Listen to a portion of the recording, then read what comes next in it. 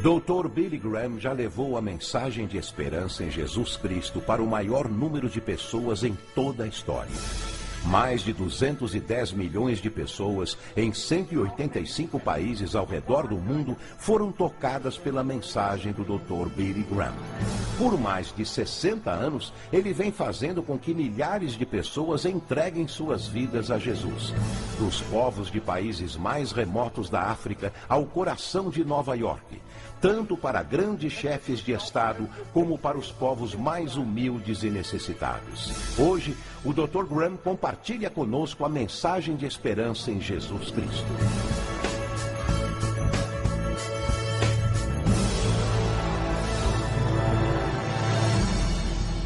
Há alguns anos atrás, 2 filmes britânicos receberam o Oscar da Academia de melhor filme do seu respectivo ano. E ambos foram a respeito de 2 homens.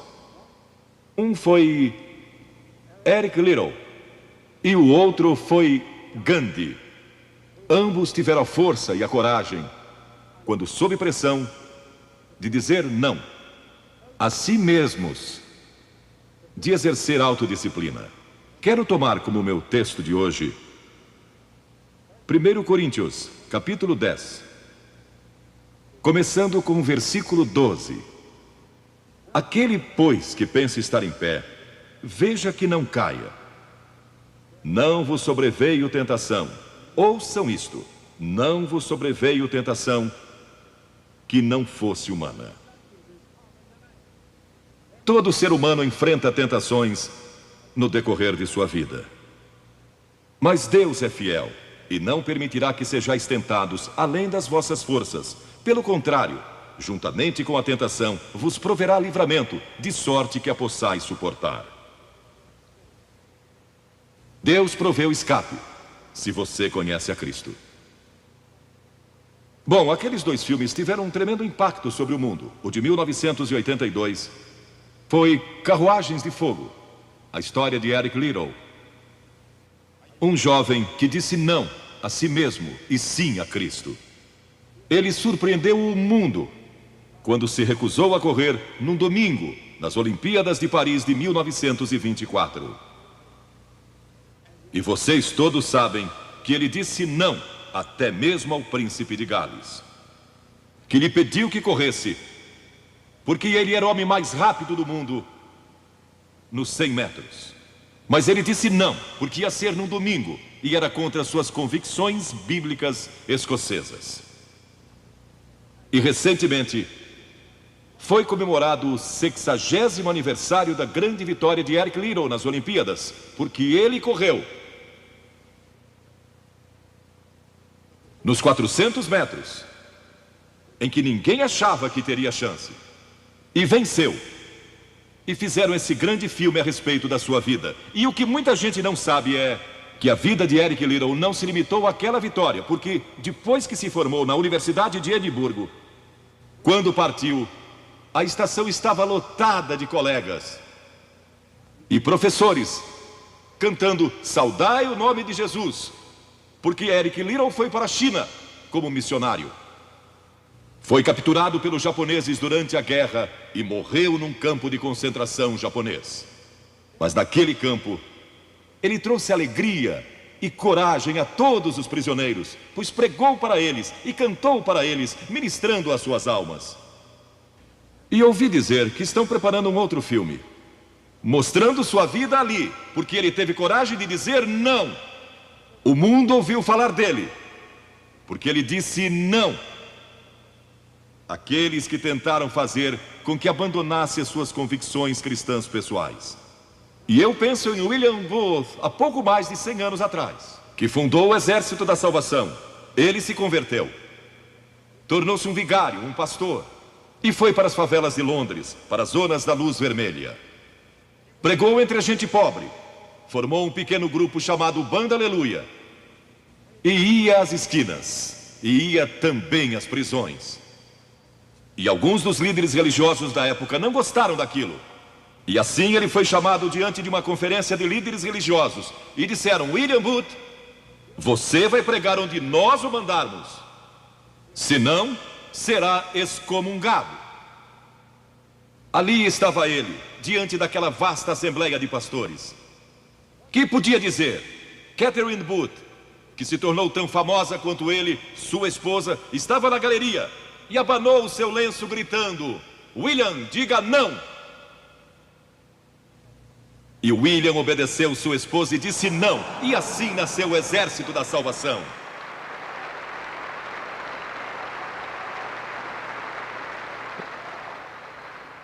Lemos muitas histórias na Bíblia a respeito de jovens que disseram não e mudaram o curso da história.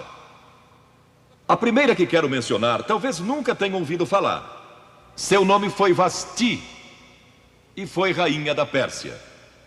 A esposa de Assuero, que reinou desde a Índia até a Etiópia. Pensem em todo o petróleo que ele tinha e provavelmente nem sabia. Um dos monarcas mais ricos que já viveu. E ele deu uma grande festa que durou muitos dias. No fim, provavelmente já bêbado, ele ordenou que sua esposa Vasti viesse e ali dançasse para todos os seus convidados. E ela assombrou aquele grupo de líderes mundiais.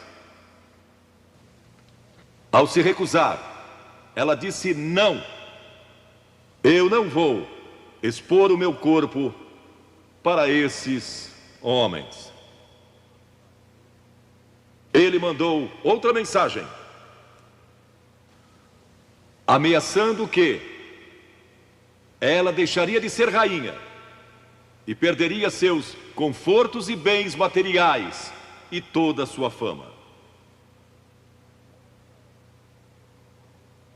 Mas a sua resposta foi a mesma: não.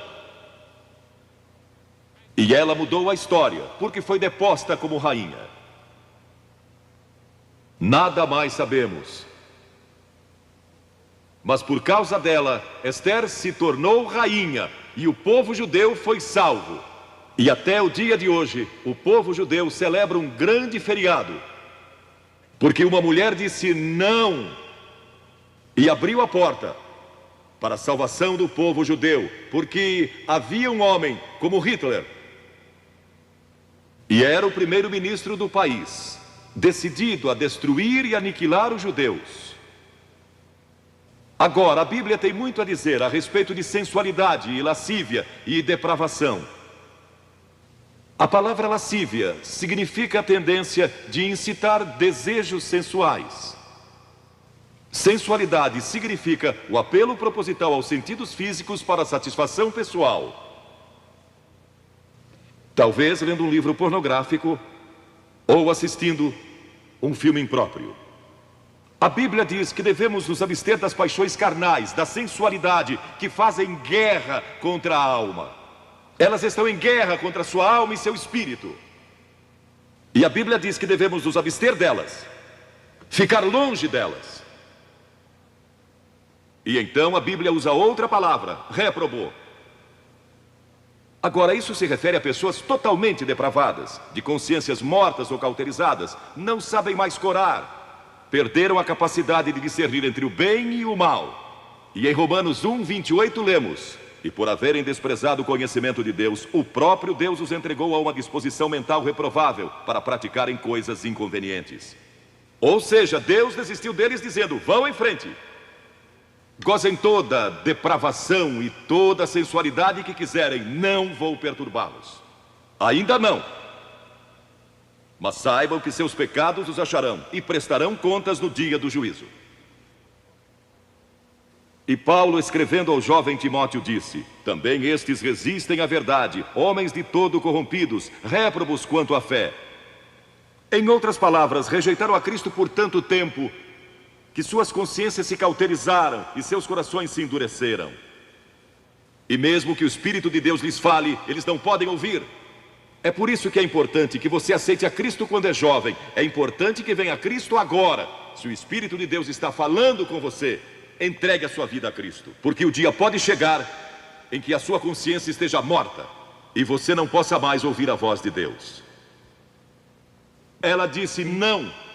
Mas Vasti, você vai perder o trono, vai perder suas riquezas, pode até perder sua vida. Ela disse: minha resposta é não. Qual é sua resposta hoje àquelas coisas que são erradas? À mentira, à lascívia, à cobiça, ao preconceito racial? Qual vai ser? Você vai disciplinar seu corpo? Vai permanecer firme às convicções que Cristo e a Bíblia ensinam? Ou vai ceder e seguir pelo caminho largo que leva à destruição? Ou vai entrar pela porta estreita e pelo caminho apertado que conduz à vida eterna? Qual vai escolher? Você tem uma escolha hoje. Deus nunca vai forçá-lo a escolher. E então houve um outro jovem, um jovem chamado Daniel. E a Bíblia diz que Daniel resolveu em seu coração que não se contaminaria com as finas iguarias do rei, nem com o vinho que ele bebia. Agora, Daniel era um jovem que tinha um propósito. Ele havia sido capturado em Jerusalém. Quando o exército de Nabucodonosor invadiu a cidade, ele foi capturado e levado através de milhares e milhares de quilômetros à Babilônia. A quase 3.000 quilômetros de sua própria terra, sem aviões nem automóveis. Eram semanas de viagem. Mas ele estava resolvido a servir a Deus, e não devia ter mais de 12 ou 15 anos de idade. E Nabucodonosor, o grande rei, levara cativos de Jerusalém para a Babilônia, e ordenou que aqueles jovens, em quem não havia defeito, de boa aparência, instruídos em toda a sabedoria, fossem ensinados em sua corte, para que ele pudesse usá-los. Ele queria usar aqueles jovens judeus, porque sabia que eles tinham um dom especial. E durante o período de treinamento, mandou que lhes dessem os melhores vinhos e as mais finas iguarias, e todos os confortos disponíveis na corte de Nabucodonosor. Mas Daniel disse: não, não quero o vinho do rei, e não quero as iguarias do rei. Quero dormir no chão, não numa cama de penas. Quero viver uma vida simples e também disciplinada. Que diferença dos que mal podem esperar pelo dia em que possam sair de casa e se divertir. Mas não Daniel. Daniel estava longe de casa e ninguém saberia se ele fizesse algumas dessas coisas. Ninguém saberia se ele tivesse uma namorada e dormisse com ela, ou se embebedasse com o melhor vinho do rei. Ninguém saberia lá em Jerusalém, e ele poderia ter se tornado muito popular. Mas esse primeiro não, quando jovem, preparou-o para o grande não, quando era primeiro-ministro da Babilônia, e foi lançado na cova dos leões, porque não abandonou sua fé em Deus. Nós nos contaminamos ao comer demais, ou ao nos embebedarmos, ou ao tomar drogas, ou gastando tempo demais assistindo televisão, ou indo aos cinemas. Jesus declarou em Lucas capítulo 21: acautelai-vos, para que nunca vos suceda que os vossos corações fiquem sobrecarregados com as consequências da orgia e das preocupações deste mundo, e para que aquele dia não venha sobre vós repentinamente. O apóstolo Paulo disse: não disponhais para a carne no tocante às suas concupiscências. E Pedro disse: porque basta o tempo decorrido para terdes executado a vontade dos gentios, tendo andado em dissoluções, concupiscências e em detestáveis idolatrias. A Bíblia diz que devemos disciplinar nossas mentes e também nossos corpos, e disciplinar o coração pela nossa fé em Cristo. E então houve outro jovem chamado José, que foi vendido para o Egito pelos seus irmãos e se tornou escravo de um homem chamado Potifar. E Potifar tinha uma linda esposa, e José era forte e bonito. E em Gênesis, no capítulo 39, se quiserem ler a história, lemos a respeito da tentação de José. A esposa de Potifar se apaixonou por José, porque José se tornou mordomo de toda a casa de Potifar, cuidando dos seus negócios. E ela viu aquele belo jovem, viril e de boa aparência, andando pela casa e pelo jardim, cuidando dos negócios todos os dias, e ela o cobiçou. E disse: deita-te comigo. Ele disse: não.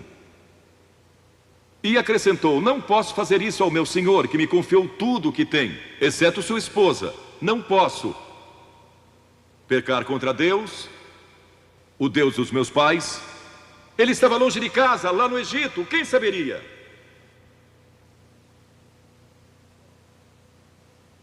Mas disse não. E quando disse não, na última vez, ela o agarrou e ele fugiu dela, deixando sua capa. E ela começou a gritar, chamando os servos e dizendo: ele tentou me violentar. O que não era verdade. Mas Potifar acreditou e mandou que ele fosse lançado na prisão. E muitos de vocês sabem a história, que ele foi para a prisão e, através de uma série de circunstâncias, ele depois se tornou primeiro-ministro de todo o Egito e governou o Egito sob o faraó. Deus o guardou e o promoveu, porque José teve a coragem de dizer não quando foi tentado. Agora, sexo não é pecado. O sexo nos foi dado por Deus para a propagação da raça humana e para nosso prazer, dentro de certos limites que Deus estabeleceu para o matrimônio. As características de um cristão são autocontrole e autodisciplina. E Paulo, escrevendo a Timóteo, disse: conserva-te a ti mesmo puro. Mas como você pode se conservar puro num mundo como este? Como pode se manter puro olhando para as bancas de jornais ou assistindo a alguns filmes? Como pode se manter puro com as tentações que enfrenta todo dia? Não pode, de modo algum, exceto se Cristo está em seu coração. Ele lhe dará força e o poder, porque nenhuma tentação lhe sobrevirá que Cristo não lhe ofereça o meio de escape. Entregue sua vida a Cristo hoje, deixe que Ele controle a sua vida, deixe Ele ser Senhor de sua vida, deixe que Ele controle essa área de sua vida, sua mente, seu corpo e sua vida sexual. Deixe que Ele tome conta dela. E lemos a respeito de um outro jovem chamado Moisés. Em geral pensamos em Moisés como um homem velho, de barba, mas foi na juventude que ele tomou a decisão que o levou à grandeza. Porque a Escritura diz: pela fé Moisés, quando homem, talvez 17 ou 18 anos de idade, recusou ser chamado filho da filha do faraó. Recusou. Ele fez uma escolha, preferindo ser maltratado junto com o povo de Deus, a usufruir prazeres transitórios do pecado. Agora, observe que ele estava no Egito. Era filho da filha de Faraó, herdeiro do trono do Egito. E talvez seria o próximo faraó. Mas ele fez uma escolha, porque sabia que seu povo, o povo de Israel, era escravo dos egípcios. E ele teve que tomar uma decisão no auge da sua glória. E no auge de tudo que lhe foi oferecido. E ele disse não a Faraó. Não vou ser seu filho, prefiro sofrer e morrer com o meu povo e servir o Deus vivo e verdadeiro. E foi exatamente o que ele fez. E conhecemos Moisés hoje como um dos grandes homens da história. Ele rejeitou os prazeres transitórios do pecado. E há uma diferença entre prazeres e alegria. Quem ama os prazeres empobrecerá, diz a Bíblia. E ela cita um homem que disse: entreguei meu coração à loucura e aos seus prazeres, mas tudo isso é correr atrás do vento. Quem vive em prazeres está morto, embora viva, amando os prazeres mais do que a Deus. A Bíblia diz que há pessoas que amam aos prazeres mais do que amam a Deus. É o seu caso? Você ama a Deus mais do que ama prazeres pecaminosos? Não falo de esportes e todas essas coisas maravilhosas que temos. Falo de prazeres pecaminosos. Mas a alegria é produzida pelo Espírito Santo. E há centenas de passagens que falam dessa alegria. Você pode ter alegria, mesmo quando não tem prazer. Porque a alegria é profunda. O anjo disse aos pastores naquela grande noite: não temais, pois vos trago boa nova de grande alegria, que o será para todo o povo. E mesmo no sofrimento, quando você recebe a Cristo, Deus não remove o sofrimento. Ele não remove todos os problemas e as dificuldades da sua vida. Não faz isso. Ele não promete, se você está desempregado, conseguir um emprego amanhã se você aceitar a Cristo hoje à noite. Ele promete que lhe dará graça e força e alegria em qualquer situação. Bem-aventurados sois quando os homens vos odiarem e quando vos expulsarem da sua companhia, vos injuriarem e rejeitarem o vosso nome como indigno, por causa do Filho do Homem. Regozijai-vos naquele dia e exultai. Ele disse: quando vierem a mim e tiverem problemas e tribulações e as pessoas odiarem vocês, ele disse: exultai, porque grande é o vosso galardão lá no céu, pois dessa forma procederam seus pais com os profetas. Todos que viverem piedosamente em Cristo serão perseguidos, a Bíblia diz. Ainda haverá sofrimento. Jesus disse: quem não tomar a sua cruz e negar-se a si mesmo, não pode ser meu discípulo. Moisés escolheu a alegria de seguir a Deus, em vez da vida de prazeres no Egito. O que você está seguindo? Qual é a sua escolha nesta hora? E então o último é Jesus. Jesus foi tentado em todas as coisas à nossa semelhança, mas sem nenhum pecado. Quer dizer que Jesus foi tentado a mentir? Sim. Que Jesus foi tentado a cobiçar? Sim. Que ele foi tentado a adulterar? Sim. Que Jesus foi tentado a roubar? Sim. Ele foi tentado em todas as coisas, como nós, mas sem pecado. Como ele teve vitória sobre a tentação? A Bíblia nos diz no capítulo 4 de Mateus e em muitos outros textos, mas vou falar só deste. O diabo veio a ele quando ele estava faminto e sedento e disse: se és o Filho de Deus, manda que estas pedras se tornem em pães. Observem que ele tentou colocar dúvidas na mente de Jesus quanto à sua identidade. Agora, Jesus era o Filho de Deus, nascido de uma virgem, Filho de Deus, que foi ressuscitado dos mortos pelo poder de Deus e está vivo hoje. Mas o diabo pôs dúvidas em sua mente. Ele estava fraco e cansado e faminto, um ser humano. Ele não enfrentou o diabo como Filho de Deus, enfrentou-o como homem. E ele sempre respondeu citando as Escrituras. É por isso que você deve decorar as Escrituras. Nem só de pão viverá o homem, mas de toda palavra que procede da boca de Deus. Jesus disse que há uma coisa que é mais importante que a comida, e sexo, e coisas materiais. É sua vida espiritual. E então ele disse: se tu és o Filho de Deus, atira-te abaixo, porque está escrito: aos seus anjos ordenará a teu respeito que te guardem, para não tropeçares. E Jesus de novo respondeu: está escrito: não tentarás o Senhor teu Deus. E então o diabo levou a um alto monte e lhe mostrou todo o futuro do mundo, todos os reinos que ainda estavam por vir. E lhe disse: se dobrares o teu joelho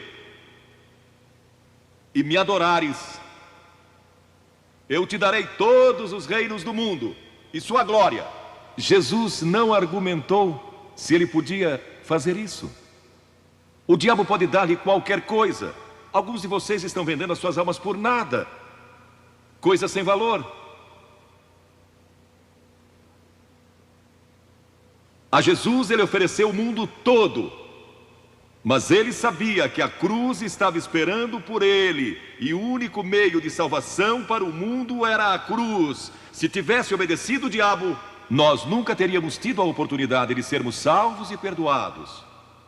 Jesus teria tomado um atalho e nós estaríamos perdidos. Mas Jesus disse: está escrito, ou melhor, começou dizendo: retira-te, Satanás, porque está escrito: ao Senhor teu Deus adorarás e só a Ele darás culto. E assim o diabo deixou, e anjos vieram e o serviram. Observe como Jesus enfrentou o diabo ao ser tentado. Primeiro, ele citou as Escrituras. Segundo, ele estava cheio do Espírito Santo. E terceiro, estava na vontade de Deus. Você está disposto a dizer não às tentações do diabo? Está? Pense nisso.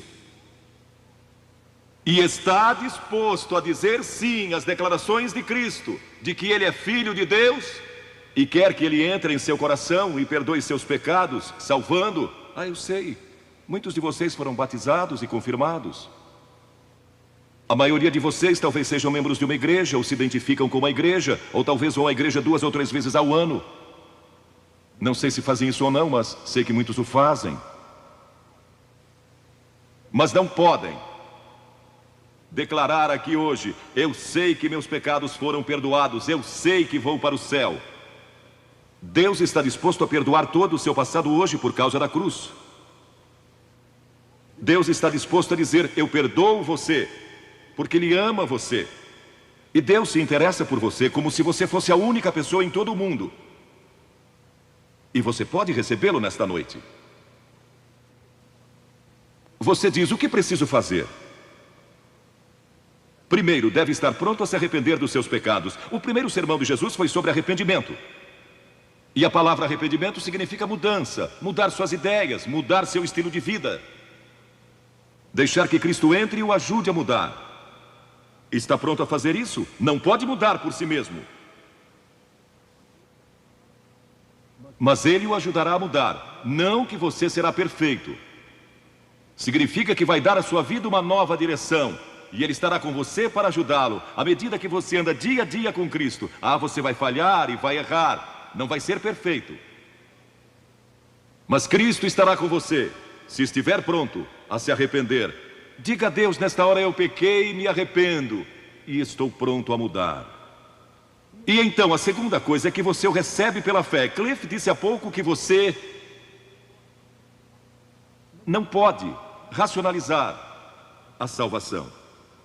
Há certas coisas que podemos compreender, mas muitas delas a princípio você não pode entender. Tem que vir como uma criança, dizendo: não posso entender tudo, mas eu te recebo em meu coração hoje pela fé. Pela fé que somos salvos, pela fé e não por obras, para que ninguém se glorie. Pela graça que somos salvos. E então a terceira coisa: você está pronto a sair daqui hoje dizendo: vou segui-lo e servi-lo o melhor que me for possível. Sabem, em nossa reunião em Bristol, algumas semanas atrás, estava ali um jovem de 17 anos, e ele tinha ido à autoescola aquela tarde, e pediu que seu instrutor o deixasse em um dos portões do estádio. E entre aquela multidão ele encontrou sua família, que tinha sido convidada para a cruzada. E no encerramento, ele e sua irmã fizeram o que vou pedir que vocês façam hoje. Vieram à frente e ficaram diante da plataforma, indicando que estavam entregando suas vidas a Cristo. Uma semana depois, esse rapaz de 17 anos morreu num acidente num túnel que desmoronou. Talvez vocês até tenham lido nos jornais. Ele disse sim a Cristo, nunca imaginando que em poucos dias ele estaria indo ao céu. E nós o veremos lá outra vez. Você sabe para onde iria se isso acontecesse com você? Certifique-se antes de sair daqui. Vou pedir que saiam dos seus lugares agora, centenas de vocês, talvez milhares até, e venham e fiquem aqui na frente, calmamente e reverentemente, dizendo ao vir: eu me arrependo dos meus pecados, quero receber a Cristo em meu coração, quero saber que fui perdoado e que um dia vou para o céu, quero esta nova vida. Você diz: mas Billy, por que você pede que venhamos publicamente? Por que em público? Porque toda pessoa a quem Jesus chamou no Novo Testamento chamou em público. Ele disse: se não estiver disposto a me confessar diante dos homens, tampouco eu o confessarei diante do meu Pai que está nos céus. Jesus morreu publicamente por você, despido, sangrando, diante de toda aquela multidão. Por você. Certamente você pode vir à frente hoje declarar sua entrega a Cristo. Não somente os jovens, talvez você tenha 70 ou 80 anos. E Deus falou com você hoje. Levante-se e venha. Vamos esperar por você. Você que está assistindo pela televisão, em outras partes da Inglaterra ou do mundo, também pode tomar uma decisão por Cristo agora. Entregue sua vida a Cristo hoje e tome a decisão que estas pessoas estão tomando, estas centenas de pessoas. Vimos mais de 3.000 pessoas todas as noites. Que Deus o ajude a tomar essa decisão hoje. E procure uma igreja mais próxima.